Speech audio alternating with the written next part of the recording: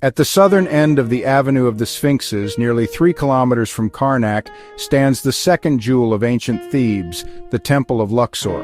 Unlike Karnak, which was a sprawling complex built over centuries as the heart of Egypt's religion, Luxor Temple had a more focused purpose. It was dedicated to the divine birth and renewal of kingship. Here the pharaoh was not only crowned by men, but symbolically reborn as the son of the gods themselves.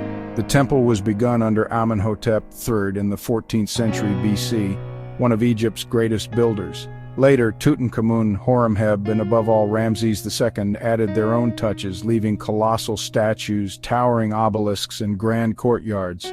Even Alexander the Great, centuries later, restored parts of the shrine to prove his legitimacy as pharaoh of Egypt.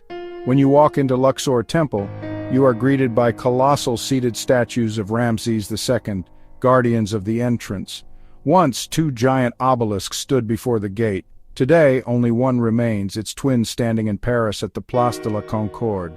Beyond the pylons lies a vast courtyard where rituals and celebrations took place, but the true magic of Luxor Temple came each year during the Opet festival.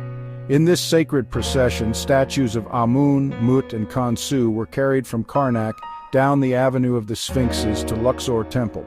Here, the gods renewed the pharaoh's divine right to rule. The journey symbolized rebirth, not only of the king but of Egypt itself, bound once more to Ma'at, order, harmony, and eternal balance. Even in later centuries, Luxor Temple remained alive. The Romans converted parts of it into a military camp. Christians built a church inside, and Muslims built the Mosque of Abu al-Haggag, which still stands above the ancient stones.